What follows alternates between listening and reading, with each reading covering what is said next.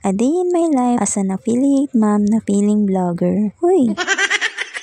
Hello mga mi, kamusta? Ang tagal ko na nga rin hindi nakapag-upload kaya tara samahan nyo ako mag-open ng mga parcel na mag-iisang buwan na nga. Anyways, bali nag-start na nga ako mag-open dyan at ito ang una kong binuksan ay itong mga binili kong ilaw para dito sa may apartment. Nakabili na nga ako nito dati kaya naman bumili ako ulit dahil nagustuhan ko nga. Ipakita ko na sa inyo dati yung video nito pero ngayon ito ipapakita ko nga ulit. Kahit nga maliit nga lang tong ilaw na to, grabe nga yung liwanag na naibibigay niya dito sa may apartment. Fan blade bulb nga to at para nga siyang LEC na electric pan dahil nga meron siyang 4 dito sa bawat gilid at meron nga rin dito sa may gitna. Kaya naman grabe din talaga yung naibibigay niyang liwanag. Nasa 36 pesos nga lang yung presyo nito kaya naman sulit na sulit talaga kapag bumili kayo nito. After ko mabuksan yung una, dito naman tayo sa may pangalawa. Bali nag-order nga pala ako nitong drainable kitchen garbage bin. Ay grabe, bet na bet ko talaga tong nabili kong to. Kaso sobrang na-disappoint nga ako dahil nga dumating nga to sa amin na may damage. Medyo basag or parang bungi nga yung pinakagilid niya kaya naman nag-message agad ako kay seller. Gustong gusto ko pa naman yung product na yun dahil alam kong magagamit ko talaga siya sa kusina. Pero itatry ko pa nga rin siya magamit at re-remedyohan ko na nga lang siya para nga maayos ko ulit. After ko ma-open yan, ito namang next na binuksan ko. Bali umorder nga ako nitong kitchen mat carpet. Imagine, hindi nga abot ng 100 pesos yung presyo nito tapos dalawa na yung marireceive mo. Depende pa nga yan sa design na mapipili mo. Bali ang sukat nga pala nito ay 40 by 120 cm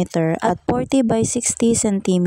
Literal na napakaganda talaga niya lalo na sa personal. Tapos napakarami pang kayong pwedeng pagpilian na iba't ibang style. Anyway, ito namang next na i-open ko ay talaga namang excited nga akong makita. Bali umorder nga pala ako nitong sink curtain at saka window curtain. Bago nga ako bumili nito, nagdalawang isip ba talaga ako kung babagay ba siya dito sa kulay ng apartment. May touch-up color gray kasi yung design nito tapos yung kulay nga ng apartment ay color blue. Kaya naman nagdalawang isip talaga ako kung bibili ako. Pero dahil nga malawak yung imahinasyon ko sa mga design, abay syempre gino ko na nga. In fairness naman dahil hindi nga ako nagsisi nung makita ko to. Hindi nga rin basta-basta yung tahi nito dahil napakaganda nga rin niya. Isa pa nga sa nagustuhan ko dito ay hindi nga manipis yung tela niya. Tapos nga yung mga design nga nito ay hindi pa kupas yung kulay. Nasa 65 pesos nga lang yung sink curtain tapos 34 pesos naman yung window curtain. O diba napakaganda ng quality pero pasok na pasok talaga siya sa budget natin. Ito namang next na in-order ko ay round lamp night light. USB rechargeable nga tong pinili ko tapos may on and off na nga rin siya. May kasama na nga rin siyang pandikit na pwede mo idikit kahit saan. Grabe rin talaga to dahil nakikisabay nga rin siya sa mga normal na ilaw. Dahil nga napakalakas nga din yung pagkakaliwanag nito. For only 69 pesos, dalawa na nga yung marireceive mo nito. Fast forward, dito naman tayo sa next na i-open ko. Ito talaga napakatagal na nito sa cart ko pero ngayon ko lang talaga siya binili dahil nga palagi nga tong sold out. Color white kasi yung gusto kong bilhin tapos lagi nga siyang sold out kaya naman ang tagal ko rin inintay na magkaroon din ng white. Plastic dish drainer nga pala to tapos hindi ko nga ini-expect na medyo malaki nga siya. Akala ko nga napakaliit lang nito pero sa personal malaki na rin siya para sa akin. Saktong-sakto nga lang to para sa amin dahil nga 4 nga lang kami sa bahay. Isa nga sa nagustuhan ko dito sa dish drainer na to ay hindi na nga magi-stock yung tubig niya. Tapos meron na nga rin lagayan ng mga kutsara dito. Kaya naman kahit nga patuluan nga lang to ng mga pinggan abay naka-organize pa nga rin. Ito naman next na parcel na i-open ko ay umorder nga ulit ako nitong curtain rod. Bali gagamitin ko nga pala to sa mga curtain na ipinakita ko kanina. Hindi talaga ako magsasawang bumili ng ganito dahil alam kong maganda to at subok ko na to simula pa lang dati. Bukod nga sa hindi ka na magbubuta sa mga pader ninyo abay na-adjust nga rin to para nga humaba siya. O siya paano, ayan lang muna for today's unboxing video. Kung meron nga kayo na gusto ang mga product na ipinakita ko ngayon ay ililink ko na nga lang sa comment section para maka-order nga rin kayo. Thanks for watching. Don't forget to follow and share my video. Bye-bye!